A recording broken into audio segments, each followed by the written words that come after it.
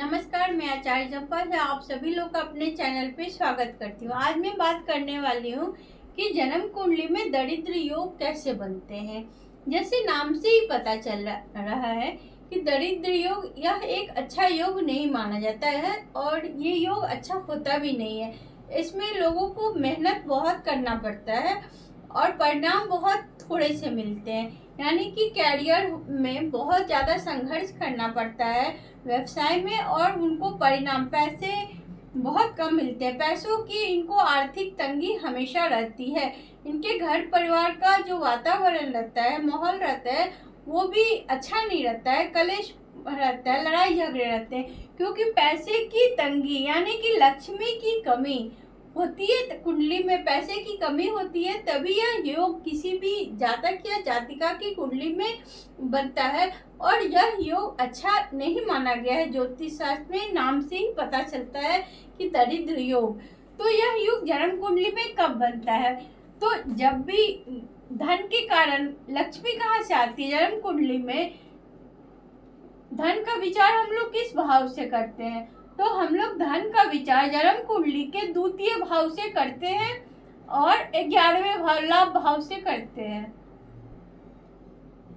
यानी कि जन्म कुंडली में द्वितीय भाव और एकादश भाव लाभ भाव, अगर ये भाव अच्छे नहीं होंगे, इस पे पाप ग्रहों की दृष्टि हो जाए दोनों भावों पे, या द्वितीय भाव और एकादश भाव का स्वामी छठे भाव में, 8वें भाव में और 12वें भाव में बैठ जाए तो दरिद्र योग बनेगा। इनको पैसे की समस्या रहेगी।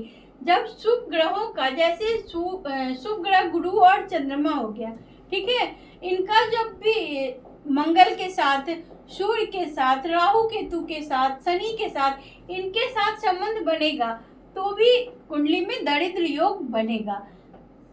या फिर धन भाव में, द्वितीय भाव में कोई भी ग्रह नीच का हो जाए। यहाँ पे मान लेते हैं कि जैसे शुक्र ही यहाँ पे नीच के हो जाए, द्वितीय भाव में शुक्र नीच के हो जाए, या मंगल ही यहाँ पे कर्क राशि में नीच के होके बैठ जाए, तो बोल सकते हैं कि इनको पैसे की समस्या रहेगी, इनको पैसे का प्रॉब्लम रहेगा, इनका जिंदगी बहुत ही संघर्षमय हो सकता है और रहता है। जब भी जन्म कुंडली में चंद्रमा, मान लेते चंद्रमा यहाँ है, यहाँ आगे और पीछे कोई ग्रह ना हो, दोनों भाव खाली हो, चतुर्थ भाव में चंद्रमा बैठ जाए और तृतीय भाव भी खाली हो और पंचम भाव में खाली हो, ये स्थिति कहीं भी हो जाए, चंद्रमा के आगे पीछे कोई ग्रह ना हो, तो भी यह दरिद्र योग बनता है और जातक को पैसे से संबंधित, धन से संबंधित समस्या हमेशा रहता ही रहता है। जब भी जन्म कुंडली में गुरु छठे, 8वें और 12वें भाव में अकेले बैठ जाए, ऐसे लोगों को भी आर्थिक तंगी रहती है, पैसे की समस्या हमेशा बना रहता है, मेहनत ज्यादा करते हैं और उनको पैसे, शुभ फल जो होते हैं, पैसे जो होते हैं वो कम मिलते हैं। घर की वास्तु जो होते हैं ना, जो घर का वास्तु होता है, अगर ईशान कोण गलत है, ईशान कोण में लैट्रिन, बाथरूम, इस तरह की चीजें हैं, वहाँ किचन है, तो कह सकते हैं ऐसे लोगों के भी घर में, जिनका वास्तु घर का गलत हो, ईशान कोण गलत हो, खराब हो, दूषित हो, नकारात्मक ऊर्जा हो वहाँ पे, तो ऐसे लोगों को भी पैसे का हमेशा परेशानी रहता है, पैसों की हमेशा तंगी रहती है, इनका व्यवसाय अच्छा नहीं चलता है, बार बार बाधित होता है। अगर कोई बिजनेस करते हैं तो रुक जाता है, खराब हो जाता है, लॉस हो जाता है, या जॉब भी करते हैं तो इनका जॉब भी बार बार छूटता रहता है। तो इस तरह से कुंडली में दरिद्र योग का निर्माण होता है और यह योग अच्छा नहीं माना जाता है। तो इसको हम लोग ठीक कैसे करते हैं? तो ठीक एक दो उपाय से हम लोग इसको ठीक कर सकते हैं। घर में लक्ष्मी और कुबेर की हमेशा पूजा करनी चाहिए।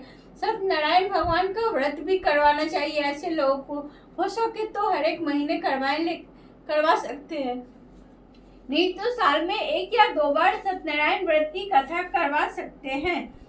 हवन और यज्ञ भी करवा सकते हैं। हवन और यज्ञ से भी घर का जो माहौल है वो पॉजिटिव होगा, तो जिसकी वजह से निगेटिव एनर्जी कम होगी और पॉजिटिव एनर्जी घर में बढ़ेगा, तो शुभ फल आएगा, आर्थिक तंगी नहीं होगी, पैसे का फ्लो होगा, पैसे आएंगे। बहुत सारे लोग इस योग रत्न भी देते हैं, लेकिन इस योग में, दरिद्र योग में, रत्न जो है कि उतना प्रभाव नहीं दिखाता है। अगर यह कुंडली में योग बना हुआ है और दशाएं भी सपोर्ट करती हैं तो फिर बहुत समस्या हो जाता है, बहुत दिक्कतें होती हैं पैसे के मामले में। तो इसको समझ सकते हैं, जब भी शनि धन भाव पे दृष्टि देगा, अगर शनि यहाँ बैठ जाए द्वादश भाव में तो 1 2 3 तीसरी दृष्टि से धन भाव को देखेगा, जिसकी वजह से उनका धन लॉस हो जाएगा, उनके पास धन का इकट्ठा नहीं होगा, धन का फ्लो नहीं होगा। 3 4 5 6 7 सातवीं दृष्टि यहाँ पे जाएगी, 8 9 10 भाग्य भाव को भी ये खराब करेगा, कमजोर करेगा। तो अगर शनि 12th हाउस में बैठ जाए तो द्वितीय, छठे और नवम भाव को खराब करेगा। यही शनि अगर भाग्य भाव में बैठ जाए तो भी यहाँ से देखिए 1 2 3 ये इनकम का भाव, आय का भाव खराब करेगा। 4 5 6 7 8 9 10 छठा भाव भी खराब करेगा दसम दृष्टि से। तो कोई कंपटीशन वो जातक नहीं लड़ पाएगा, कोई भी एग्जाम नहीं दे पाएगा, उसका स्वास्थ्य संबंधी समस्या रहेगा। तो जब भी शनि का इस तरह से प्लेसमेंट होगा तो कह सकते हैं कि दरिद्र योग बन रहा है इनकी कुंडली में। जब भी लग्न और लग्नेश कमजोर होगा तो भी यह योग बनता है। जब लग्न और लग्नेश कमजोर होता है तो ऐसे लोगों का स्वास्थ्य अच्छा नहीं रहता है, तो वो कोई भी काम अच्छे से नहीं कर पाते हैं। जब कोई स्वस्थ ही नहीं रहेगा तो फिर काम कैसे करेगा, ना ही उनका पढ़ाई लिखाई में मन लगेगा, ना ही वो मेहनत मजदूरी कर सकते हैं, कुछ नहीं कर पाते हैं। तो जन्म कुंडली में लग्न और लग्नेश अगर बलवान हो और यह योग बन भी रहे हो तो हो सकता है कि उतना निगेटिव रिजल्ट नहीं आएगा, पॉजिटिव रिजल्ट आएगा। तो इस तरह से समझ सकते हैं कि जन्म कुंडली में दरिद्र योग कैसे बनता है। तो आप लोग चेक करिए कि क्या आपके घर परिवार में किसी की कुंडली में यह योग बना हुआ है। अगर बना हुआ है तो क्या वो संघर्ष कर रहा है, जितना वो मेहनत कर रहा है उतना उनको फायदा मिल रहा है।